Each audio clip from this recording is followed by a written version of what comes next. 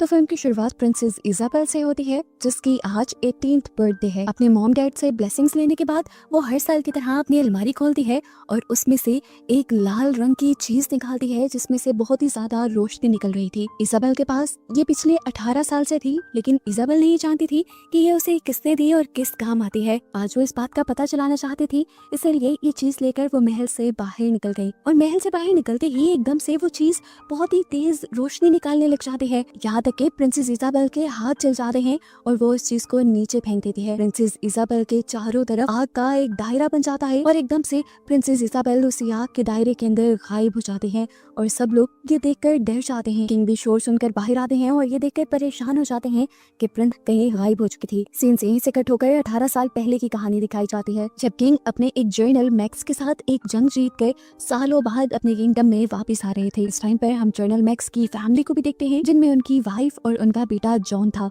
Max को पता चलता है कि उनका बेटा जॉन पढ़ाई में बहुत अच्छा है, उसे स्केचिंग करना और बुक्स पढ़ना बहुत ज्यादा पसंद है, लेकिन मैक्स को लगता है कि किताबें पढ़ने से कुछ नहीं होता, उसे लड़ना आना चाहिए ताकि वो एक बहादुर वॉरियर बन सके और अपनी जिंदगी को बेहतर बना सके। कुछ दिन गुजरते हैं और हम देखते हैं कि किंग के घर भी एक बेटी पैदा होती है, जिसका नाम वो प्रिंसेस इजाबेल रखते हैं। गवर्नर की पूरी फैमिली किंग को मुबारकबाद देने के लिए आती है और जॉन छोटी इजाबेल प्रिंसेस के लिए एक ड्राइंग भी बना कर लेकर आता है। इन्हीं मेहमानों की गहमा गहमी में एक आदमी भी महल में आता है, जो चुपके से प्रिंसेस के पास लाल रंग की वो चीज रख जाता है जिसे हम पहले मूवी में देख चुके हैं। किंग और क्वीन हैरानी से उस आदमी को देखते रह जाते हैं। वो इस आदमी को पहचान नहीं सके थे, लेकिन फिर भी उसका गिफ्ट एक्सेप्ट कर लिया था। खैर, वक्त गुजरता है और अब हमें दिखाया जाता है कि मैक्स अपने बेटे जॉन को हर रोज लड़ने की, वॉरियर बनने की ट्रेनिंग दिया करते थे, लेकिन जॉन, जिसे किताबें पढ़ना और स्केचिंग करना पसंद थी, वो अपने डैड से छुपकर अपनी मॉम के साथ पढ़ना लिखना भी सीखता था। ऐसे ही वक्त गुजरता रहता है और जॉन बड़ा हो जाता है। उसके डैड ने अब उसे वॉरियर भी बना दिया था, लेकिन अभी भी उसका इंटरेस्ट किताबों में ही था, जिसकी वजह से उसे मैक्स यानी अपने डैड से काफी डांट पड़ती थी। यहीं पर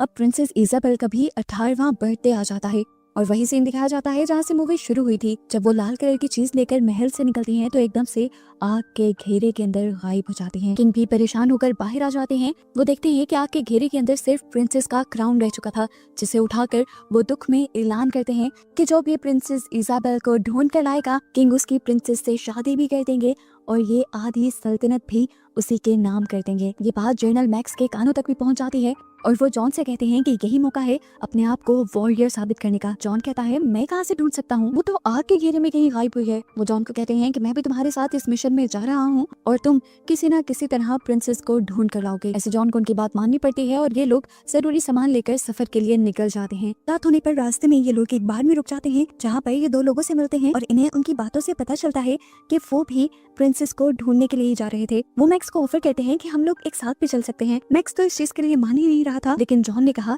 कि एक साथ चलना हमारे लिए ज्यादा बेहतर होगा। फिर सुबह हो जाती है और ये लोग अपना सफर कंटिन्यू करते हैं। जॉन अभी भी परेशान था। वो सबसे सवाल करता है, इतनी बड़ी दुनिया है, कहाँ ढूंढे हम प्रिंसेस को। तब टॉम नामी बंदा बताता है कि मैंने सुना है कि जिस जगह से प्रिंसेस गायब हुई है, उसकी आसपास की पूरी जगह वेस्टलैंड में बदल गई है, यानी जल गई है। ये सुनकर जॉन के माइंड में एक ऐसी जगह आती है जिसके बारे में उसने किताबों में पढ़ा था। ये वेस्टलैंड थी, पूरी जली हुई जगह, जहाँ पर एक बुरे जादूगर का राज था। जॉन को उस जगह का रास्ता भी आता था और अब जॉन के डैड यानी मैक्स उसकी इस इन्फॉर्मेशन को सुनकर उससे बहुत ज्यादा इम्प्रेस हो जाते हैं। सीन कट होता है और हमें उसी वेस्टलैंड पर एक काला महल दिखाया जाता है जिसकी जॉन बात कर रहा था। यहाँ पर हमें उस बुरे जादूगर को भी दिखाया जाता है जिसने इजाबेल को किडनैप किया था। इस टाइम इजाबेल उसके सामने ही खड़ी हुई थी और जादूगर उससे अपने नापाक इरादे बता रहा था कि मैं तुमसे शादी करना चाहता हूँ। जादूगर बहुत चालाक था। वो बताता है कि आज से 18 साल पहले ही मैंने तुम्हारे पास ये जादुई स्टोन रख दिया था, क्योंकि मैं तब से ही तुमसे शादी करना चाहता था। आज तुम 18 साल की हो गई हो, अब मैं तुमसे शादी कर सकता हूँ। लेकिन प्रिंसेस इजाबेल कहती है, मैं तुमसे शादी नहीं करूंगी, तुम अपने नापाक इरादों में कामयाब नहीं होगे। जादूगर कहता है कि ऐसा फैसला करके तुम घाटे में रहोगी। देखो, मुझसे शादी कर लो, मैं कभी भी नहीं मरूंगा और हमेशा जवान रहूंगा, क्योंकि मेरे पास एक ऐसा जादू है जिससे मैं हमेशा जिंदा भी रह सकता हूँ और जवान भी। उसी जादू से मैं तुम्हें भी हमेशा जिंदा और जवान रखूंगा और बहुत ज्यादा खुश भी। लेकिन इजाबेल फिर भी इनकार कर देती है तो जादूगर गुस्से में कहता है, जब तक तुम्हारा ये इनकार हाँ में नहीं बदल जाता, तुम मेरी कैद में रहोगी। यहाँ पर वो बोना कहकर एक आदमी को बुलाता है और प्रिंसेस इजाबेल को कैद करवा देता है और खुद यहाँ की जलती आग में गायब हो जाता है। वो बोना इजाबेल को कैद करने के लिए लेकर जा रहा था। वो इस टाइम इजाबेल से कहता है, मैं आपके साथ ये करना तो नहीं चाहता, लेकिन मेरी मजबूरी है। इजाबेल कहती है, कैसी मजबूरी? तो वो लड़का बताता है कि असल में मैं बोनो के खानदान में पैदा हुआ था, लेकिन मैं एक बड़ा इंसान पैदा हो गया, इसीलिए बोनो ने मुझे एक्सेप्ट नहीं किया, मुझे प्यार नहीं दिया। तब जादूगर के पास आया मैं। जादूगर ने मुझे कहा कि मैं तुम्हें बोनो वाली दोबारा जिंदगी और जिसामत दे सकता हूँ, लेकिन जादूगर ने एक शर्त रखी थी कि मैं किसी कॉन्ट्रैक्ट पर साइन कर दूं।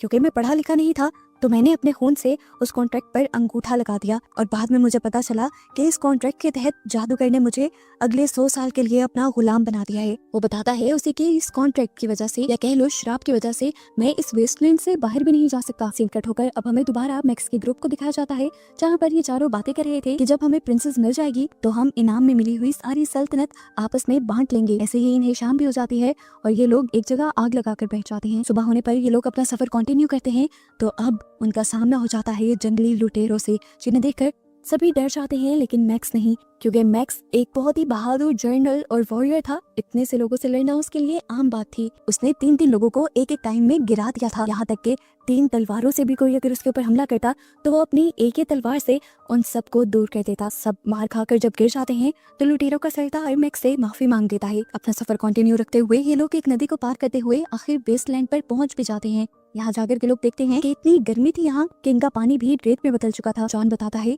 कि ये जगह कर्स्ड है, क्योंकि कर्स्ड यानी श्राप हुई जगह का ही पानी रेत में बदल सकता है, वैसे पानी कभी भी नहीं बदल पाता। फाइनली अब इन्हें वो महल भी मिल जाता है जो जादूगर का था। खैर इन्हें तो ये बात अभी नहीं पता थी कि प्रिंसेस यहीं पर है, लेकिन ये लोग अब महल के अंदर चले आते हैं। ये महल बहुत बड़ा था। इस पूरे महल को देखने के लिए जॉन कहता है कि हम सबको अलग-अलग डायरेक्शन में जाना होगा। जॉन खुद ऊपर वाले मीनार की तरफ जाता है और वहाँ जाकर उसे प्रिंसेस इजाबेल मिल भी जाती हैं। प्रिंसेस उसे देखकर कहती हैं, तुम कौन? तो जॉन बताता है, मैं जॉन, जनरल मैक्स का बेटा। जॉन बताता है कि मैं यहाँ तुम्हें छुड़वाने के लिए आया हूँ। ये कहते ही वो यहाँ के जब ताले तोड़ने की कोशिश करता है तो ताले नहीं टूट पाते, और प्रिंसेस उसे बताती हैं कि यहाँ पर जादूगर के काले जादू का असर है और ये ताले जादूगर की मर्जी से ही टूट पाएंगे या फिर तभी टूटेंगे जब जादूगर का श्राप खत्म होगा। अब जॉन ये सुनकर कहता है, तुम मेरा इंतजार करना, मैं तुम्हें बचाने दोबारा जरूर आऊंगा। यहाँ पर अब हमें बाकी 3 लोगों को दिखाया जाता है जिनके लिए ये महल जादूगर के जादू की वजह से एक भूल भुलैया जैसा बन गया था। ये लोग घूम फिर कर जादूगर के उसी कमरे में आ जाते थे जहाँ जादूगर प्रिंसेस से मिला था। थोड़ी देर में इनके पास जॉन भी आ जाता है।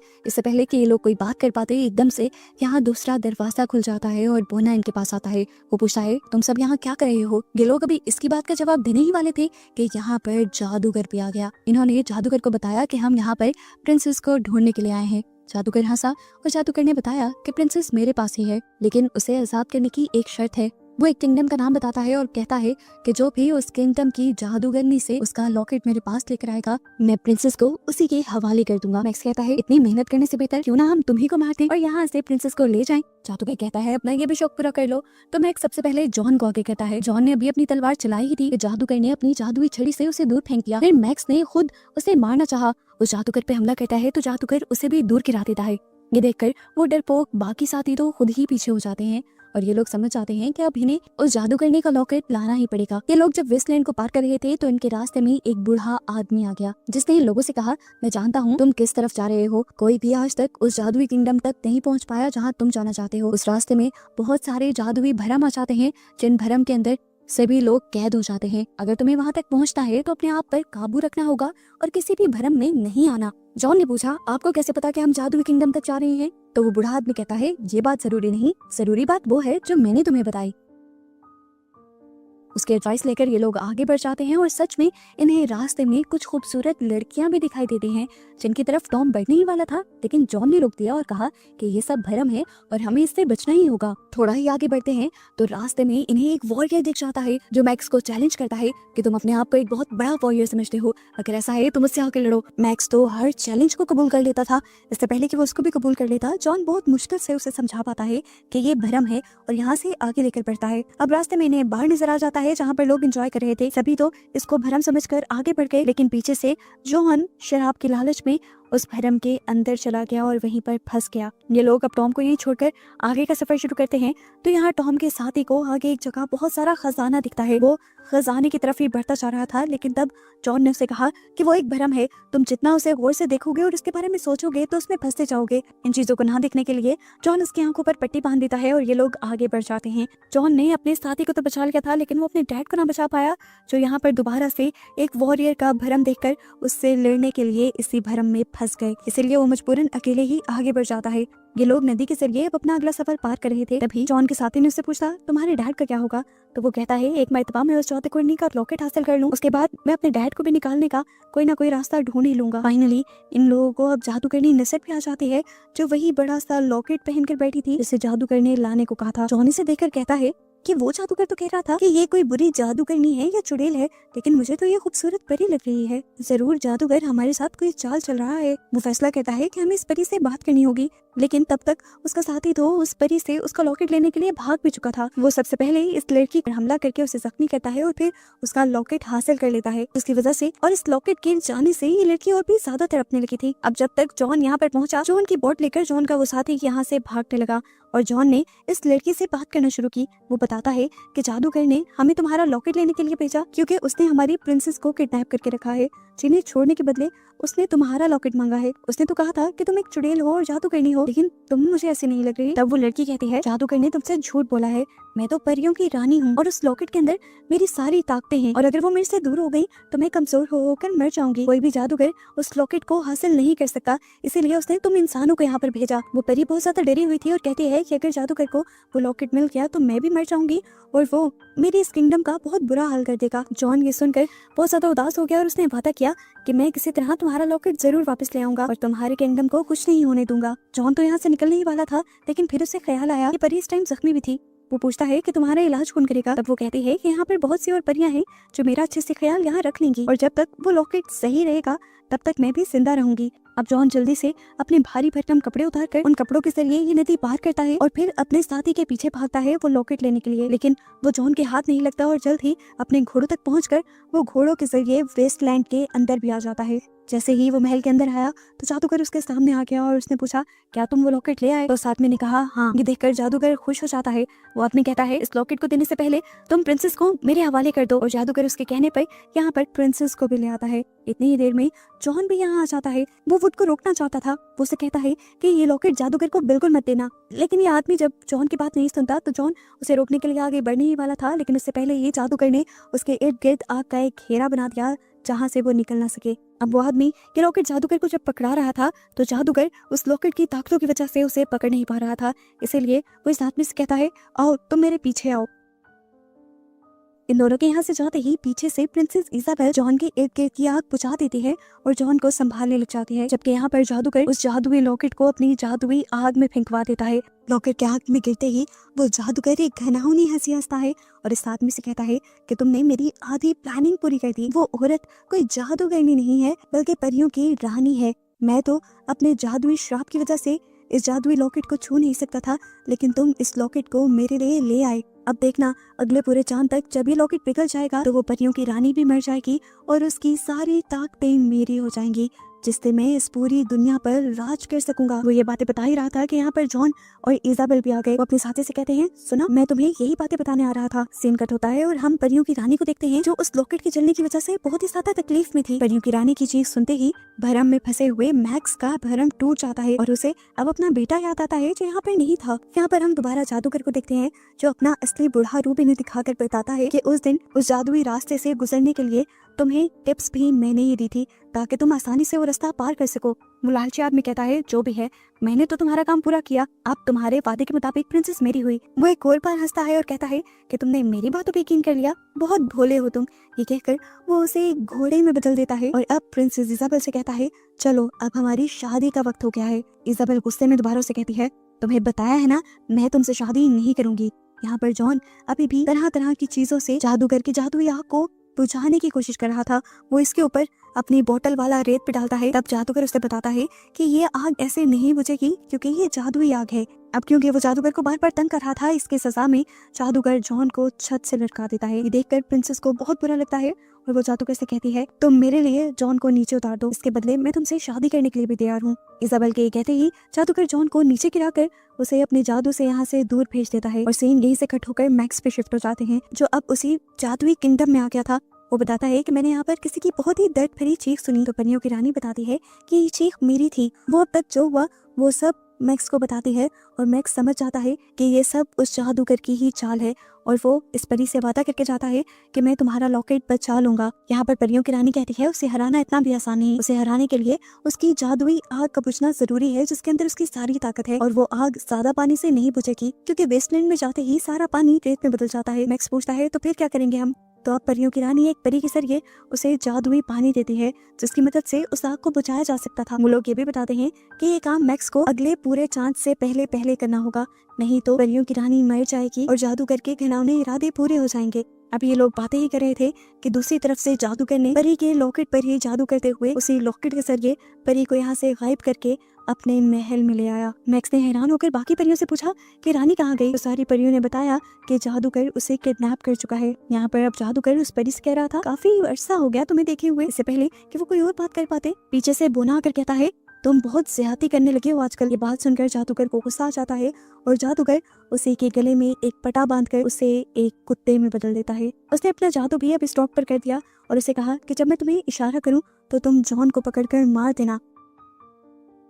इसके बाद जादूगर अपने जादू से यहाँ पर प्रिंसेस इजाबेल को लेकर आता है और परी को दिखाते हुए कहता है कि मैं इससे शादी करने वाला हूँ। अगले पूरे चांद तक तुम्हारा ये लॉकेट भी पिघल जाएगा जिसके बाद तुम्हारी सारी ताकत भी मेरी हो जाएगी और उसके बाद मैं दुनिया पर राज करूंगा और इस प्रिंसेस इजाबेल के साथ इस दुनिया में खुश रहूंगा। जादूगर प्रिंसेस इजाबेल को लेकर शादी के लिए यहाँ से निकल जाता है। वेस्टलैंड में प्रिंसेस उससे कहती है कि मुझे दिखाओ तो सही कि जॉन जिंदा है भी कि नहीं। तो वो वेस्टलैंड में पड़े हुए जॉन को दिखा देता है। इसके बाद जादूगर अपना एक जादुई इशारा करता है जिससे उसका जादुई कुत्ता आकर जॉन को मारने लग जाता है। प्रिंसेस और जादूगर तो आगे बढ़ जाते हैं लेकिन वो कुत्ता जॉन के पीछे पड़ चुका था और जॉन उससे बचने की कोशिश कर रहा था। इसी बचाव में जॉन के हाथ उसकी गर्दन का पटा आ जाता है और जैसे ही उसका पटा वो खींचता है तो वो डॉग एक इंसान में यानी उस बोने में बदल जाता है। बोना अपनी असली हालत में आते ही जॉन को बताता है कि ये सब उस जादूगर का किया धरा है और मैं उससे बदला लेना चाहता हूँ। अब सीन कट होता है और हम मैक्स को देखते हैं जो दो परियों के साथ एक खुफिया रास्ते के जरिए वेस्टलैंड की तरफ बढ़ रहे थे। मैक्स पूछता है ये कौन सा रास्ता है?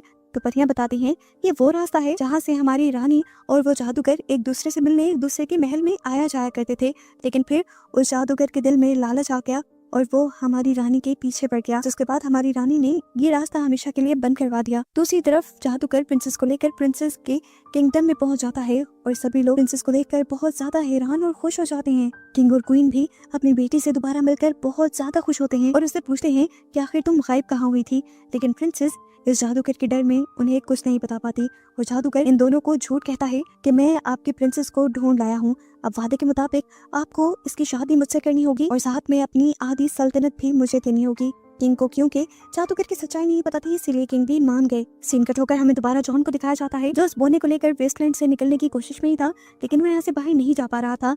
तो उसने जॉन को बताया कि मैं जादूगर के श्राप की वजह से अगले 100 साल तक इस वेस्टलैंड से बाहर नहीं निकल सकता। तो जॉन गए अकेले लड़ाई और उसने कहा कि तुम एक बोने के रूप में यहाँ से नहीं निकल सकते, लेकिन एक कुत्ते के रूप में तो निकल सकते हो। ये कहकर वो जादूगर का ही जादुई पटा दोबारा उस बोने को पहना देता है और बोना दोबारा से एक डॉग यानी कुत्ता बन जाता है। कुत्ते के रूप में वो नदी पार कर लेता है और नदी के दूसरी तरफ आकर वो अपना पटा खोल देता है और ये देखकर बहुत ज्यादा खुश होता है कि इस तरह करके उसने उस जादूगर का श्राप तोड़ लिया था और अब वो आजाद हो गया था। ये लोग अब जल्दी से प्रिंसेस को बचाने के लिए महल पहुंच जाते हैं और शादी से पहले जादूगर की सारी सच्चाई सबको बताने लग जाते हैं कि जादूगर ने ही असल में प्रिंसेस को किडनैप किया था, वो प्रिंसेस को बचाकर नहीं लेकर आया। उस समय आकर किंग जादूगर को मरवाने का ऑर्डर दे देते हैं, लेकिन जादूगर यहाँ सबकी तलवारों में अपने जादू से आग लगा देता है। ये देखते हुए जॉन जादूगर से कहता है अगर तुम सच में एक बहादुर मर्द हो तो अपनी जादुई ताकत के बगैर मुझसे तलवारबाजी करो। जादूगर 1 मिनट के लिए तो मान जाता है और जैसे ही लड़ाई शुरू होने लगती है तो वो झूठा जादूगर एक और मर्तबा